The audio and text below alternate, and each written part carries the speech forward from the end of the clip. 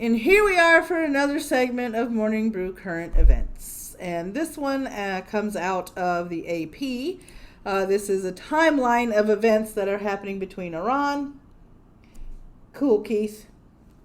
All right, so this is the latest UN nuclear inspectors on the ground in Iran. And the main reason I started what appears to be backwards is that if you're not familiar with these timelines for the AP, they put the earliest first at the bottom and the latest at the top. So in order for me to do the timeline, I've got to do this backwards. So all these times are Iranian times. I'm assuming. No, this is Dubai. Okay, all these times are local to Dubai. They always stipulate that. So 7:05 a.m. Dubai time. Satellite images appear to show the once detained Iranian oil tanker Dorian near the Syrian port of Tartus, despite U.S. efforts to seize the vessel. Now, they're not supposed to be there's nothing supposed to be going to Syria from Iran. That's one thing. So, but these people aren't going to follow rules, apparently. Images obtained by the Associated Press early Saturday from Maxar Technology showed the vessel there. Iranian officials haven't acknowledged the ship went to Syria. The ship turned off its automatic identification system late Monday. Curious. Bolton had tweeted, anyone who said the Dorian 1 wasn't headed to Syria is in denial. Authorities in Gibraltar had seized the ship in July over concerns it would break European Union sanctions on Syria. They later released it after they say they received a promise from Iran that the vessel wouldn't go there. Really? A promise? How many promises has the Iranian government kept? Just asking. Asking for a friend. 8:10 a.m. Dubai time. U.S. officials are warning that a maritime threat has been reported off the Red Sea of Yemen. They didn't specify what the threat was. The alert came from the U.S. Transportation Department's Maritime Administration, and it read, a maritime threat has been reported in the Red Sea in the vicinity of Yemen. The nature of the event is potential increased hostilities that threaten maritime security. So we've got the Bahrain-based Fifth Fleet and the U.S. Military Central Command, and they didn't respond to any requests for comment from the AP. The capital and areas of war-torn Yemen remain held by the country's Houthi rebels, which are allied to Iran. Shipping in the Red Sea has been targeted previously by rebel attacks. 8:35, Fleet spokesman Commander Joshua Frey declined to discuss the maritime warning. 10:10 a.m., Iran's atomic energy spokesman says Tehran is injecting uranium gas into advanced centrifuges in a further breach of the 2015 deal for world powers. He spoke from a podium, and the new centrifuges were right next to him. Iran already has gone beyond the stockpile and enrichment level limits set by the deal. I personally, and this is just me, I don't think they were ever going to abide by the deal to begin with. And the U.S. leaving gave them a reason to, because they keep saying, well, we can do this now that the U.S. left. 10:20 a.m. Behrouz Kamalvandi of the Atomic Energy Organization of Iran said Saturday that Iran had the ability to go beyond 20% enrichment of uranium. Analysts say 20% is just a short technical step away from 90%, which is weapons grade. Kamalvandi also is warning that Europeans should know that there is not much time left to save the 2015 deal. To me, that's more of a threat than a warning, actually, because they're already enriching these things. They're already above the stockpiles. They're doing all this stuff they know they're not supposed to be doing. The U.S. is the only country that left the 2015 deal because, let's face it, anybody that read the 2015 deal knows that that deal was a piece of crap. But there are still countries that are bound to that deal, so Iran, in my opinion, should still be bound to the deal. But then again, this is Iran, and it's run by alleged madmen. Allegedly, y'all. Allegedly. And you can't negotiate with people that aren't all there. 12:45 p.m. Iran semi-official news agency is reporting the country's Coast Guard has seized a foreign towboat and its 12 Filipino crew members near the Strait of Hormuz amid regional tensions. ISNA reported Saturday that the Coast Guard said the crew was smuggling nearly 280,000 liters of fuel. Iran has increased its number of maritime patrols in the strategic strait at the mouth of the Persian Gulf following raised tensions between Tehran and Washington. Now, for those of you that aren't caught up to speed, the sanctions that we have put on them, the imam there, the leader of the government there, is saying that that is economic warfare. Basically, that by putting the sanctions on Iran that we have put on Iran, we have declared economic warfare. There was articles that I covered in previous episodes of the Morning Brew that were asking people in Iran who they thought was the major culprit of all the problems that they're having in Iran economically. And a lot of the people they interviewed didn't blame the United States. They blamed the Iranian government. 1:30 p.m. The U.S. top defense official has condemned Iran's latest breach of the terms of its nuclear deal with world powers following Tehran's announcement it was using faster centrifuges, which is definitely against the agreement. In Paris, U.S. Defense Military Mark Esper told reporters Saturday the Iranian moves should not surprise anyone, which they really shouldn't. At a news conference with his French counterpart Florence Parly, Esper said it's no surprise the Iranians are going to pursue what the Iranians have always intended to pursue. Iran denies Washington's accusations that it seeks to develop a nuclear bomb, insisting its program is for peaceful purposes. They were insisting this back before the 2015 deal. I didn't believe them then. And quite frankly, I don't believe them now. Now, if they do just develop it for peaceful purposes, then I will on air apologize for me not believing them. But Iran has a history of doing all sorts of stuff after they have been told not to do it, so it's hard for me to believe that they keep insisting that they're doing this for peaceful purposes. Prove me wrong. Please prove me wrong. I would love to be proved wrong in this instance in that I cannot trust these people. But there's just not enough evidence there saying that I am wrong and that these people can be trusted. 2 p.m. The United Nations Nuclear Watchdog says it has inspectors on the ground in Iran who will be able to look into reports that Tehran began injecting uranium gas into advanced centrifuges in violation of its 2015 nuclear deal with world powers. The International Atomic Energy Agency told the Associated Press Saturday it was aware of the reports related to Iran's centrifuge research and development. The Vienna-based IAEA says agency inspectors are on the ground in Iran and they will report any relevant activities to IAEA headquarters. Meantime, IAEA Acting Director General Cornel Feruta was traveling Saturday to Iran. So that's the IAEA, which issues compliance reports and meets in Vienna on Monday. So I'm going to be keeping an eye on this situation and probably report back to you guys on Monday with what I have found out and with what's going on currently. Over at the Bahamas, a top Bahama official says some communities still cut off. This was a short one. Oh, I forgot to highlight this one. Oops. I knew I was forgetting something this morning. Health Minister Dorian said late Friday in a text message to the Associated Press that 13 more deaths have been confirmed on top of the earlier number of 30. So 43. The storm has claimed 43 lives to date, and they expect it to go up.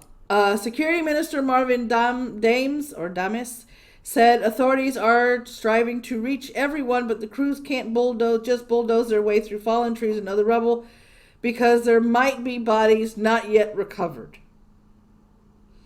Yeah, they have to proceed with the utmost caution. They don't want to bulldoze bodies. We have been through this before, but not at this level of devastation, Dames said. These are very serious times and very sensitive times. He expressed understanding for the complaints of people who are calling for help after having their lives shattered by Dorian, but he urged patience for efforts by authorities to get in humanitarian aid. Nothing's going to happen overnight. The knee-jerk reaction is always, let's get everything all in at once, but there's only so much you can move at any one time. The search for victims and survivors went on 5 days after Dorian slammed the Bahamas with 185-mile-an-hour winds that obliterated countless homes.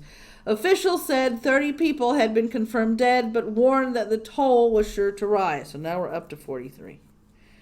Let's see. Dames Island. Dame said the runway at the airport on the Grand Bahama Island had been cleared and was ready for flights. So they're opening it back up. Authorities also said that all ports had been reopened on that island and Abaco, both of which were devastated by the Category 5 storm. Now, in a previous report, the runway in the Grand Bahama airport was actually under 6 feet of water. So they're making progress there.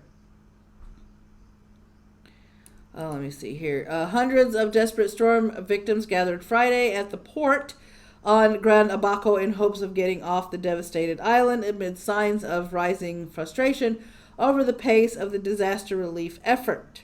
It's chaos here, said G. Roll, a construction worker who waited with his wife for a boat that could take him to the capital, Nassau. The government is trying their best, but at the same time, I don't think they're doing a good enough job to evacuate the people. It ain't livable for nobody. Only animals can live here. Okay. I understand he wants to get out. Evacuations are never, I don't want to say are never completely organized, but there are factors that a lot of people overlook in terms of evacuations. Yes, the island isn't livable. Yes, you want to get off of it. But how many planes can be allocated toward the evacuation? How many boats, ships, and so forth can be given to the island in order to evacuate the people that need to be evacuated off the island? All this takes coordination, effort, and time. They just can't, okay, we're leaving, everybody get on the boats, let's go. There has to be a certain order to this. They have to, ask for help, because I don't think they're going to have enough boats or resources to get everybody off the island. Let's see here. All right, there were no government-organized evacuations yet. Ooh, boy. But the Royal Bahamas Defense Force helped people board a 139-foot ferry that came back to pick up its employees and had room for an additional 160 people. The crowd waited calmly as Marines separated women and children to let them board first. Wow. Also, a barge that had dropped off portable toilets and heavy equipment in Abaco carried away about 300 other people to Nassau. So they don't have a coordinated evacuation effort. Wow. Okay. Prime Minister Hubert Minnis spoke to the crowd at the port using a Creole interpreter for a group of Haitians awaiting evacuation. All of you will be treated with respect, he assured them. So that's what's going on there. On Grand Bahama, a long line formed at a cruise ship that had docked to distribute food and water. Among those waiting was a housewife. Okay, you could have stopped there.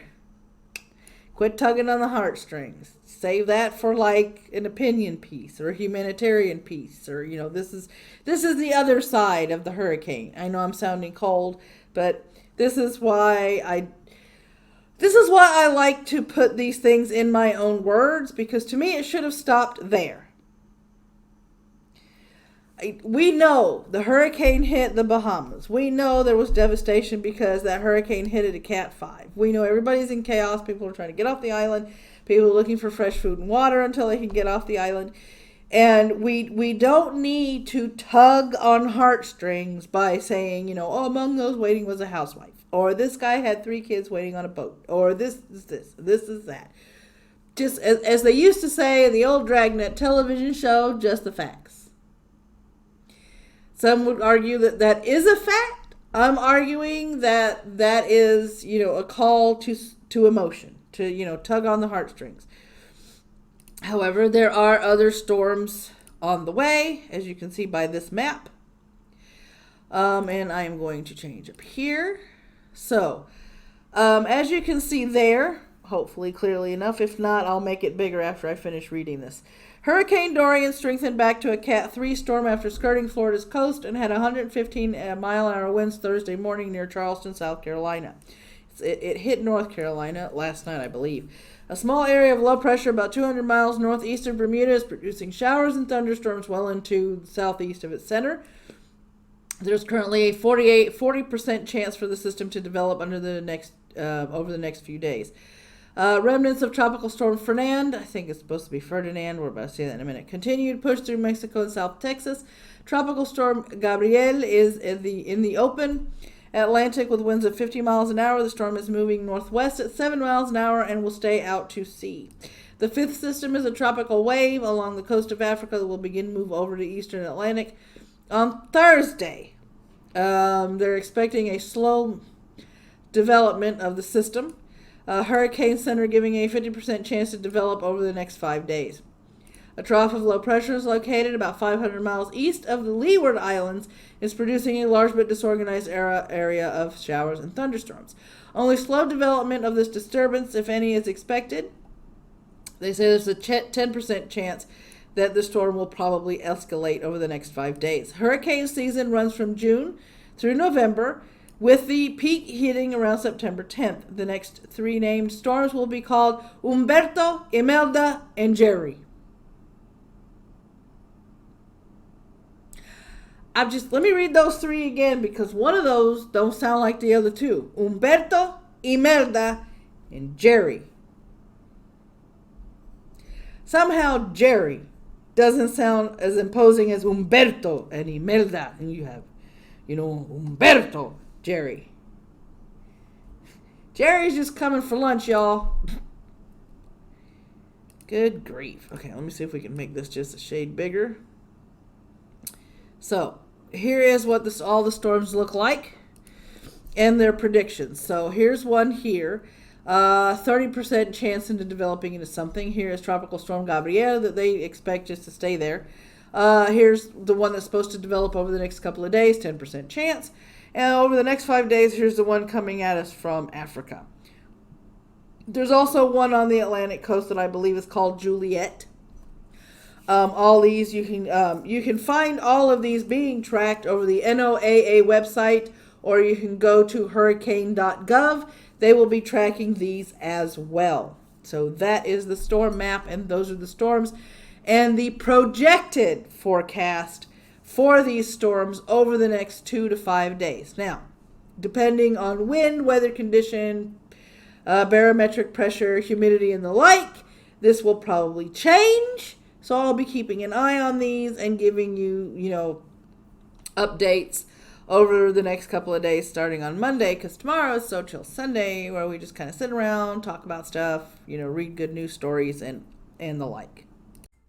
And that's another video down. If you liked it, there's this. If you didn't like it, there's that. There's a subscribe button if you haven't subscribed yet. If you're not sure, there's more content you can watch before you make that all-powerful decision of clicking the red bell and making it go dark. There's also a bell that's just about as fickle as a pregnant woman in a candy aisle when she's got a craving or she's hungry, and because it only works whenever it feels like it. But the bell's there. In the description below is all the ways that you can support this channel, as well as links to blogs and other channels and so on and so forth. So, until next time, guys, take care of yourselves.